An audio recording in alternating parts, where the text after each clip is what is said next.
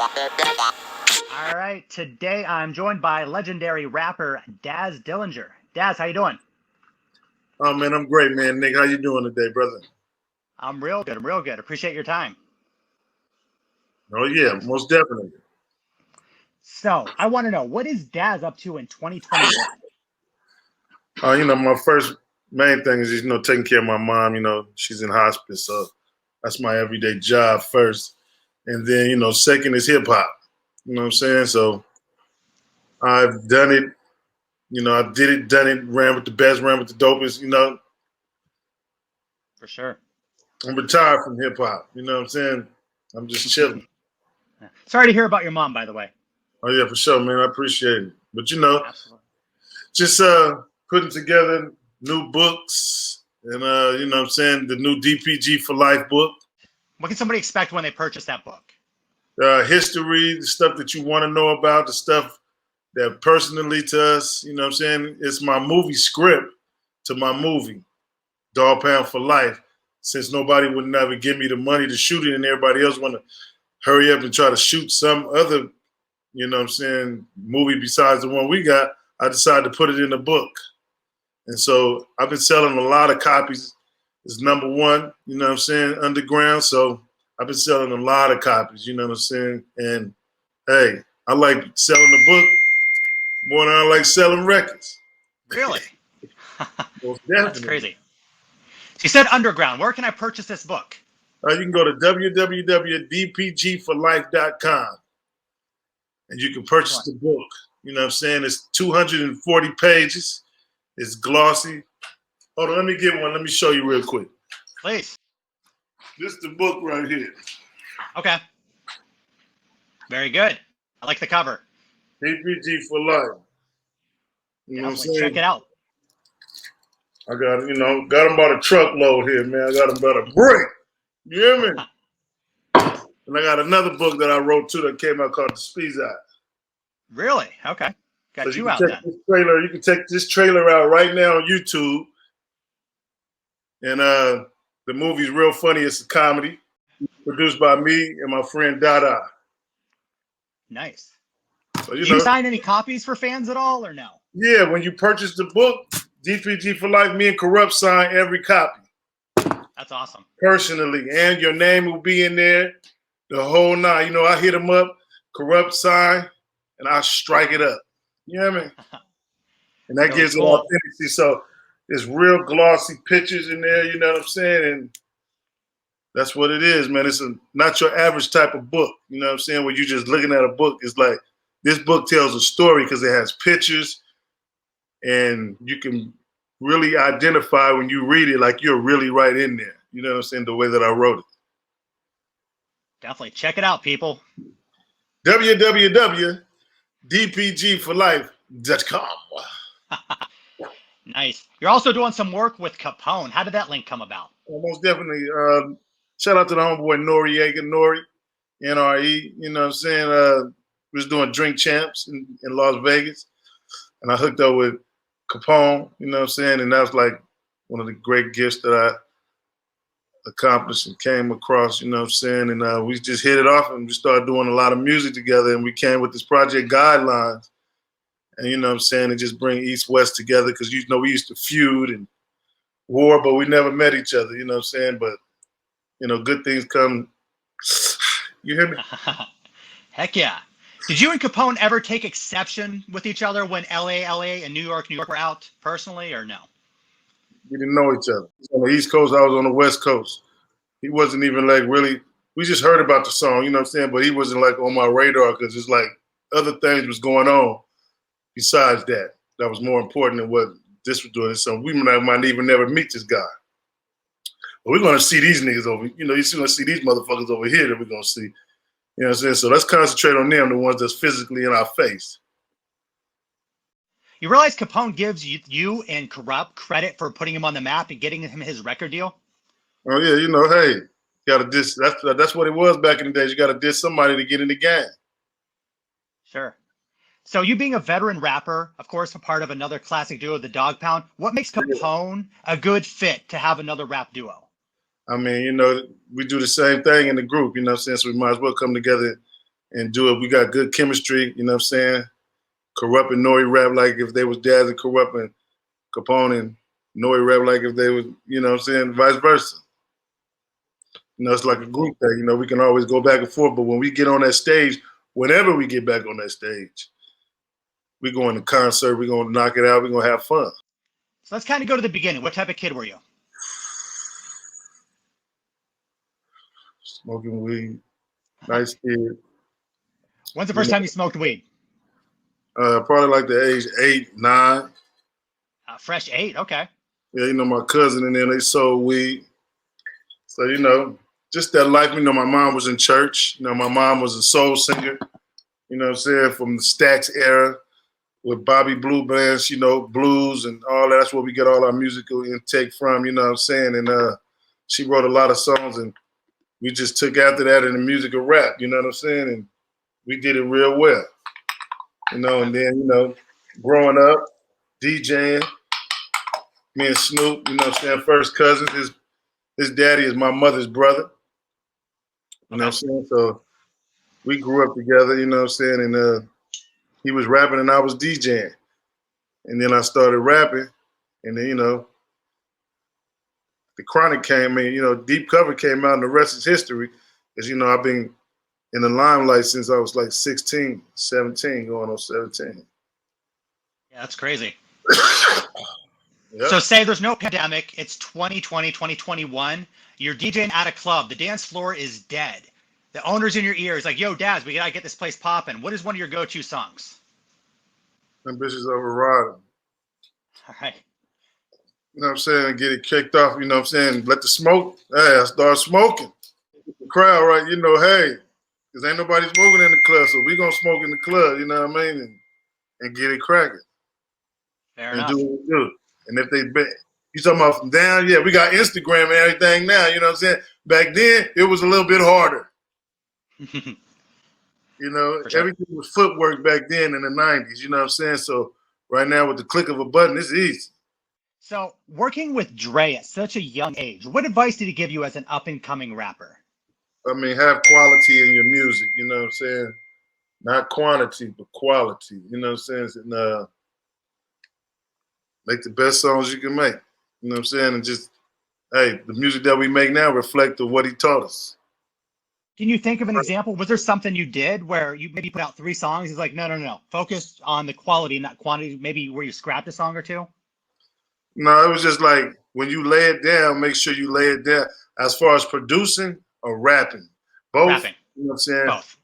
Yeah, you know, just learning the game. You know what I'm saying? That comes with producing and rapping, because you have to produce it to put the rapper in, you know, perspective. You know what I'm saying? That's what I was. I was the producer.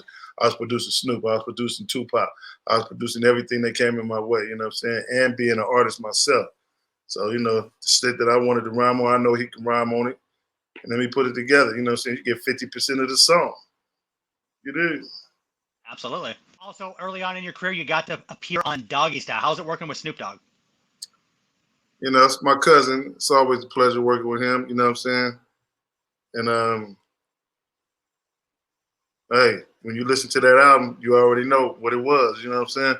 Fun time, smoking good weed, Crondo. You know what I'm saying?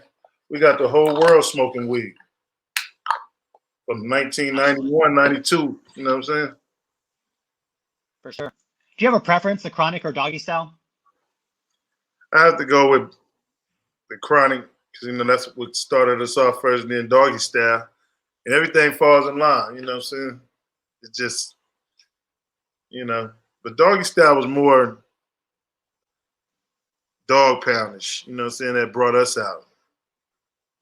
Even though the Chronic was too at the same time. We wasn't even the Dogg Pound when the Chronic was made. We was that nigga Daz and Kurupt the Kingpin.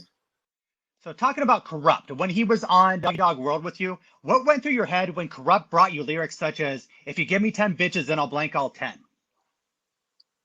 Give me 10 bitches and I fuck all 10. That's the homie Kurupt, sipping juice and gin. Don't trip.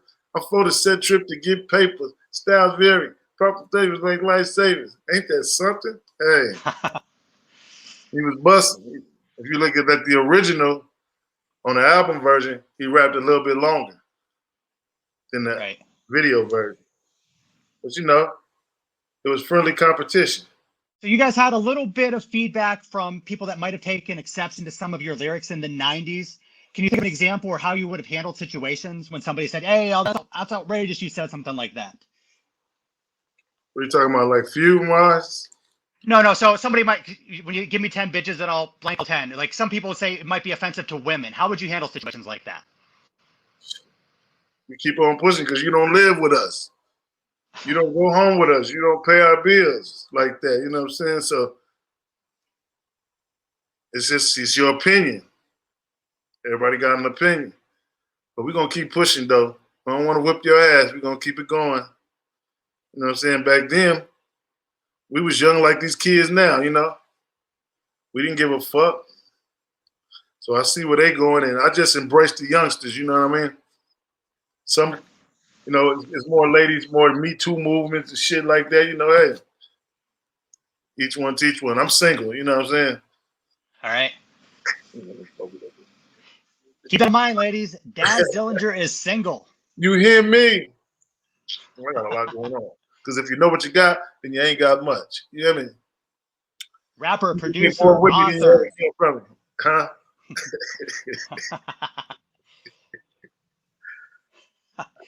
Nice. What city you coming from? I'm in Erie, Pennsylvania. In Pennsylvania. It's cold as fuck out there, ain't it? It's a fresh 21 degrees right now. Ooh.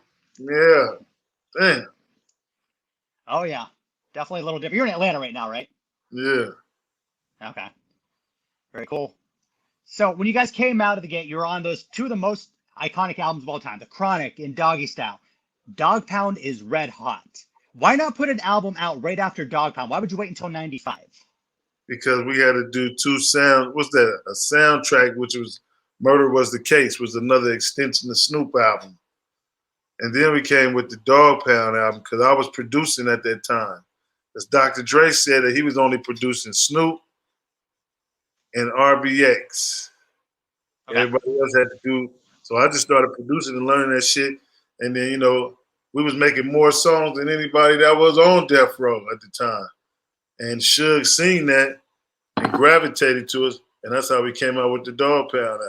Because our shit was done. You had one song that I really loved before the Dogg Pound album. It was on the Above the Rim soundtrack, Big Pimpin'. How did that link come about? Well, it was me, my homeboy Barney. He played the keyboards, and, you know what I'm saying? And me, Snoop, Nate Dogg, and Big Pimpin'. We was just in there vibing. And it was in Larrabee Studios. You know what I'm saying? We made that track. And it was just popping from then on. I've been home now one day. Hey, it's like, man, you know, that shit was hard. You know what I'm saying? Wow. Well, that's just an incredible song. That part's incredible. I mean, what made Nate Dogg so great? I mean, you were just singing part of it. Nate Dogg being a gangster, you know, being who he is, you know what I'm saying? Church melodies, you know. That's my homeboy. I miss him, you know what I'm saying? But his son is out there right now in hell, you know what I'm saying? He sounds just like his daddy. He got it cracking right now, so y'all check him out. In hell. Okay. He's on Instagram, or where can we check him on Instagram at Inhale, the letter Nhale. When you listen to his music, it sounds just like his daddy. He looked like him too. So wow, you know, have to check that out, definitely. Yeah, you know, we got him on the new Dog Food 2 album. So you know, we just kicking back. But right now, we're working on a new project. Right now, me, RBX, Rage, and Kurupt. It's called the Inmates, and that's gonna How's Lady Rage doing? She great, you know what I'm saying? And that new project gonna be on Death Row Records. So you know we going back with Death Row because the business is a little different now. You know what I'm saying? A lot of people that was there before ain't there now. So we got to understand it with Hasbro now, the people that bought it. And you know what I'm saying? We're gonna come out with an Inmates album for the 30th anniversary of Death Row. You know. Sure. Lady of Rage, of course, was on Above the Rim soundtrack. I mean, can we say Above the Rim's the best soundtrack of all time? Hey, thank you. I produced that song, Afro Puffs, and co-produced by Dr. Dre. Excellent. So when we talk about classics from that album, another song I really liked on there was Old Time Sake by Sweet Sable. We unfortunately lost her early spring 2020 because of COVID. Did you get a chance to know her, or what did you think about that song? She died? She died in spring, unfortunately, due to the coronavirus. Damn, what's her name again? Sweet Sable. She sang Old Time Sake. Sweet I Sake. know a place where we can. Oh yeah. Damn. Fuck. I didn't know that, man. Rest her soul. I didn't know her personally though. You know, I didn't know nobody hardly on that soundtrack, but the family. You know. Sure. Oh, let me look her up right now while you say, because I'm boggled from some shit like that. Sweet Sable. Sweet. So you know the song Old Time Sake had the pop beat and everything? As soon as you hear the beat, you'll know exactly what it was. It was a classic. So talking about the dog food, how was it working on that album? You know, you can never forget shit like that. You know, so it was every day smoking weed, having fun, being youngsters, just exploring music, and a lot of stealing going on, drum machines and equipment, Death Row Records, and you know what I'm saying? We got that album made, you know what I'm saying? That was at Can-Am Studios. What made you guys put Let's Play House out as your first single? Was it just because it was the best song or it's going to appeal to the crowds the most? Maybe Suge was fucking Miss LA and wanted to put her out. And, and all that Love type your honesty. of shit. You know what I'm saying? Like, hey, fucking her. She was on the song. He wanted to feel like he was doing something. Hey, it worked. You know what I'm saying? I produced Absolutely it. Great song. Classic. Yeah, I produced it. You know what I'm saying? So, hey. Because we had Warren G on there at first. And he told us to take Warren G off. That's why I did 2 verses. Really? So Warren G was originally on that? Yeah, but you know, when the people bought Death Row Records, they put that song out with Warren G on it there. So if you look on the YouTube, it's a remix on there with Warren G, Let's Play House. How did he handle getting taken off that song for the album version? Do you remember? Because he wasn't on Death Row Records. He was on Def Jam. So that's why they couldn't still make it happen? Suge didn't like Def Jam Records. Oh, my. Do you have a good relationship with Suge? In the beginning, it all went sour, you know. Just like a father-son relationship, that type of shit, you know what I'm saying? Shit go bad at the end. Sure. You hear so many rumors about him, you never know what's true, what's not. I mean, at what point do you think it went sour? I mean, shit. When the money left, when the money was gone, when the money was dribbling up, you know what I'm saying? You see him getting in a lot of trouble. So, you know, shit, he had almost 600 million. You know what I mean? I would have ducked off some motherfucking with. Wow. Have you had any type of communication with him? I know he's been incarcerated and all that. I mean, do you guys pretty much stop communicating after some point in guessing, or? I mean, yeah, my partner Kurupt talked to him. You know, I was shocked when Kurupt told me he asked about me. You know, over the years, you know, you let bygones be bygones and forgive people. So, you know, I did a lot of shit to him. He did a lot of shit to me. You know what I'm saying? So, hey, I could forgive. If I could forgive the bitch and all these other motherfuckers but kids, hey, I could forgive him too. Fuck it. Yeah. What's something you did to him? I mean, you know, a lot of shit. You know, dirt. I ain't gonna say what it is, but you know, a lot of shit. Can we find that out in the book? Yeah, you can find it out in the book. You know what I'm saying? Okay. UPG for life. You know what I'm saying? It got a lot of chapters in there. You're gonna love it. It's got a story to tell. You know what I'm saying? And my book is $100, $99.99. You know what I'm saying? I'm getting that's the and it's selling like a motherfucker. Excellent.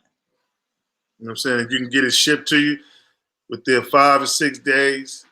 Overseas, you know, like 7 to 14 days. It all depends on what the customs is. But in the United States, 3 days the most. You know what I'm saying?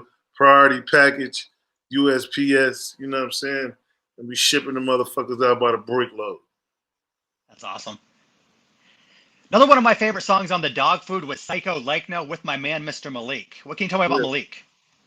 He just hit me the other day. You know what I'm saying? I just talked to him the other day. So he working on a new project with him and Malik Jamal. They called me to get some input, you know what I'm saying? Because, you know, I know the game and hooking it up and deals. And I know how to get them started. You know, I believe in them. So, you know, they back. They hit me on the phone. We talking. In terms of putting them on an album, I mean. Yeah, you know, I'm going to be on their shit, you know what I'm saying?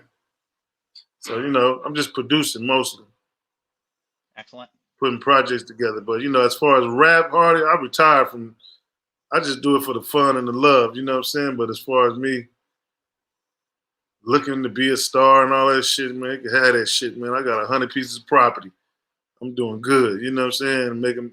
It's called passive income. When you make passive income, when you go to sleep and you wake up and the bank is filled up every day, that's called passive income. That's what you're trying to get to. You ain't got to go looking for it. It's already there for you. Very good. So you say 100 pieces of real estate. Are you a landlord? Do you flip houses? Are they businesses? It's businesses. Every piece of property that I own is commercial. I'm not looking for a residency house. I'm looking for commercial where I can build businesses. You know, I got my own hotels and, you know what I'm saying, and shit like that, where I got private properties you can rent and things like that, you know what I'm saying? So just like Airbnb, you can come rent my shit. Go to dpgforlife.com. You hear me? I hear you. So if somebody doesn't pay their rent or what they owe you with some of your real estate, how do you handle that situation? I don't rent the motherfuckers like that. You can rent my shit out as far as hotel, like, which is a day. You know what I'm saying? I got hotels. I ain't got residencies where you go say I want to rent your house for months. You know what I'm saying? I don't do that type of shit. My shit is day by day status. You know what I'm saying? So I ain't got to deal with the riffraff. I used to do that type of shit. You know, that type. Man, fuck, they ain't tearing my shit up. But I don't do it for that too. I just do it for my peoples. You know what I'm saying? Okay. Hey, my celebrity friends, when they want to come into town and they need places to stay, I got places for them to stay. They can rent them out. You know what I'm saying? It's a business. It's good to see that you have other projects going on. You're in real estate and all that. That's really cool. You know, I've been in real estate. I got real estate all over the world. Like I said before, if you know what you got, then you ain't got much. You said all over the world. What's one of your favorite places you have real estate? Man, you know, I got a piece of property in like commercial real estate in Amsterdam. You know what I'm saying? We're going to sell that and make it into a little parking lot. You know, parking lots make a lot of money around here. I bet. Out that way, you know what I'm saying? But, you know, just different things. It's just flipping things, doing things with no holding on to a piece of property. You had a little piece of dirt that big, you hold on to it, it might grow that big. You know what I'm saying? It'd be worth a lot. So it depends on what you put your mind together to do. Most definitely. So after the Dogg Pound, at some point, yourself and Kurupt, you did some solo material. Did you guys have a conversation where you're eventually going to be like, hey, yo, I want to do my thing. You're going to do your thing. We're still a group. Or how did that conversation go? It really ain't no conversation. We were solo artists before the group. So, you know, we just do what we do. I might make up a group tonight, make a project and get a couple of homeboys and make me a group tonight. It's me. I'm the boss. You know what I'm saying? I can do what I want to do. I ain't got to check in with nobody. Got to be nice being your own boss. Yeah, shit. The boss. My self-boss. You know, man, you know. Hey, I try to be the boss of myself. I can't judge what everybody else do. Called co-defendants. No co-defendants. Talk about some of your solo material. One of my favorite songs is when you went to So Def on some real shit. Tell me about that link with JD. Yeah, shout out to JD. You know what I'm saying? He believed in me, gave me a situation and deal over there. Shout out to Rose. Just talked to him yesterday on IG. You know what I'm saying? He sent me some of this right here. You did. Oh, okay. So, you know, shout out to Rose. You know, we still keep it, you know, tight knit. You know what I'm saying? Just, you know, hooked me up with Scott Storch. I did this song on there, Mind on My Money with Kurupt. You know what I'm saying? It was a great experience. And, you know what I'm saying? Still out here to this day. Great. You know, my eyes open up to bigger things when you leave your city and shit like that. You know what I'm saying? So what's the difference between working with JD in the studio and Dr. Dre? Dr. Dre, it's really all the same. You know, it's having fun. You know what I'm saying? They let you go in there and be who you is, and then they listen to the music and say what they like and don't like. And just like I'm going to do the same thing. I'm a producer too. I like this. I don't like that piece. You know, we all work together to make it, you know what I'm saying? So it's called teamwork. You know what I'm saying? Can you think of a time where you worked with either Dre or JD where you had an idea and they disagreed with you and how you may have overcame it or if you fought for your belief in something? You know, because once we do it, we do it. You know what I'm saying? It just happen. You know what I'm saying? If they come with an idea, I'm going to roll with it. I'm not going to say no because you got to have an open mind about things. It's not going to kill you. It can make you better. It's just like driving. And you think this traffic right here and this dude is going too slow, so you're going to go over this way right here, but don't know it's a big-ass diesel truck there. And he stops, so you got to get back out of that motherfucker, get right back behind this motherfucker, then go around him. You know what I'm saying? But you could have just stayed right there and went over the truck.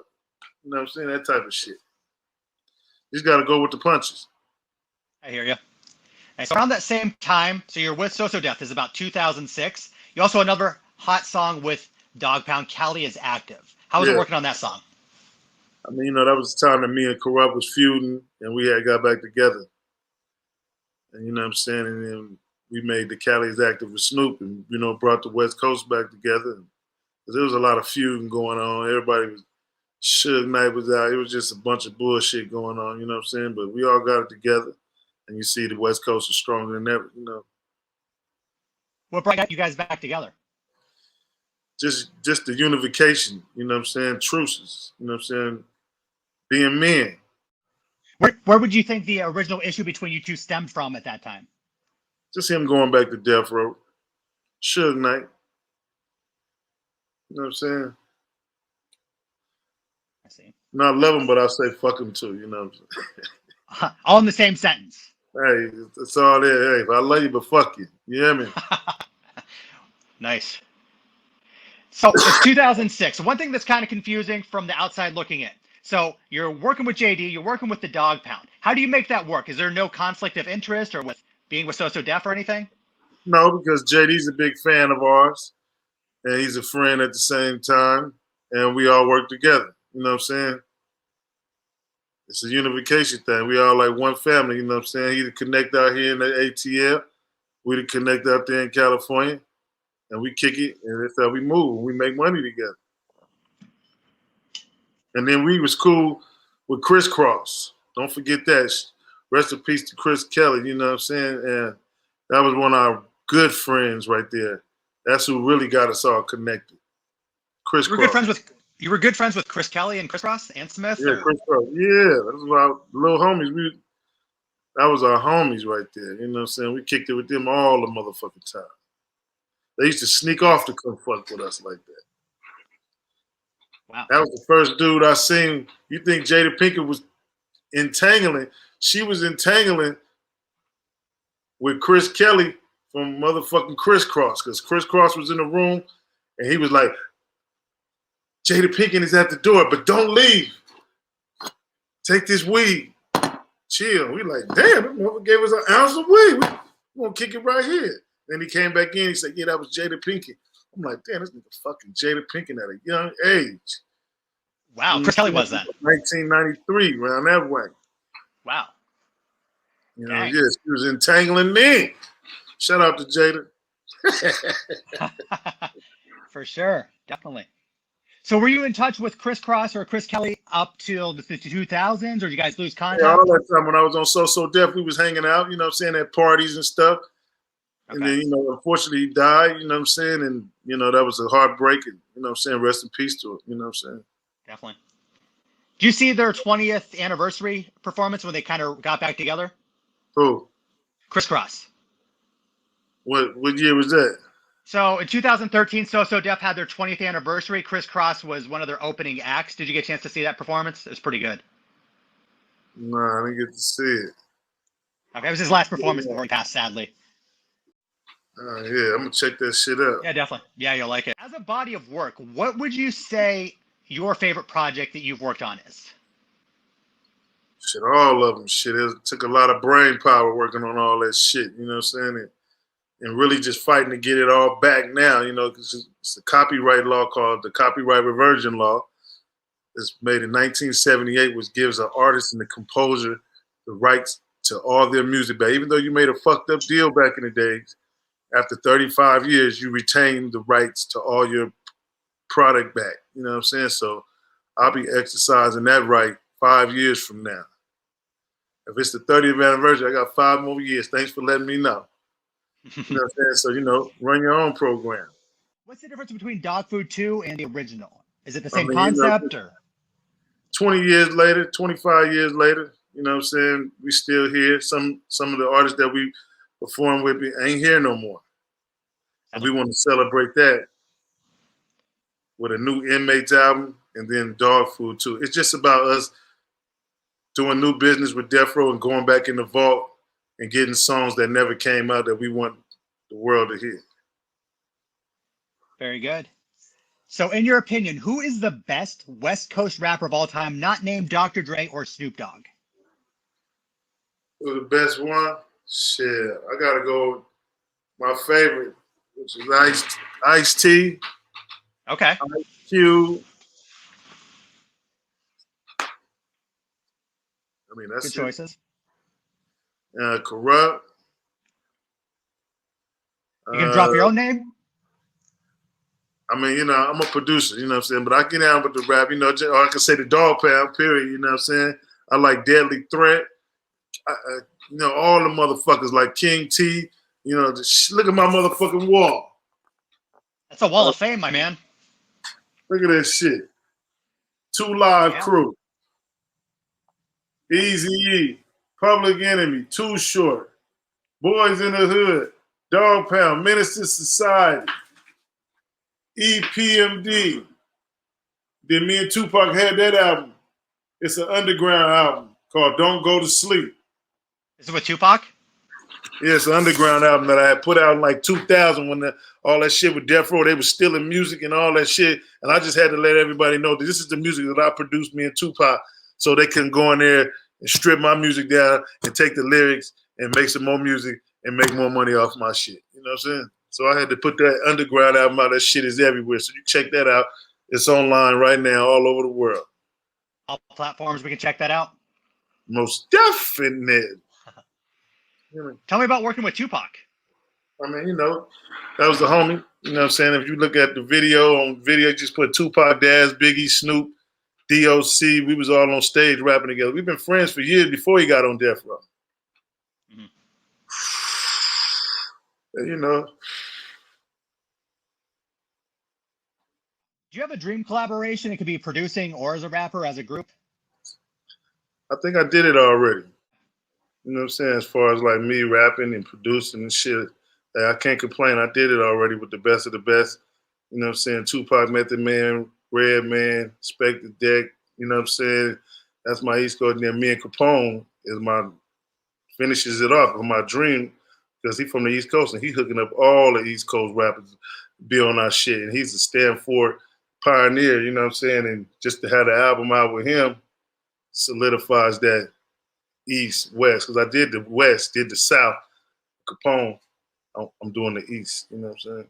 Nice. What's the ultimate goal with Capone? Is it a certain amount of sales, a certain amount of projects or songs? It's just the value, the respect of us two coming together after all we've been through, and just a mark in hip hop, you know what I'm saying? Daz, Kurupt, Nori, Capone, hip hop. I'm just glad to be a part of that shit. For sure. Shout out Capone. You know what I mean? Merc B. You know what I'm saying? Very cool. But before I let you go, Daz, anything else you want to promote? How can your fans keep up with you? Oh, man, just hit me up at Daz Dillinger at all platforms. You can go to www.dpg for life. Get that new book, DPG for life. You hear me? This is the story. You know what I'm saying? Look at the cover. It's real nice. You know what I'm saying? It's put together real nice. It's heavy. It's a collector's item. Don't let nobody steal your book. You hear me? Yeah. You know, just want to thank you for having me on your platform and to reach more fans, you know what I'm saying, and different things. And shout out to everybody on the platform. Shout out to Capone for hooking us up. Yeah. Absolutely. Definitely. Shout out to Capone. Most definitely. All right, Daz, thank you so much for your time today. Thank you, brother. Thank you.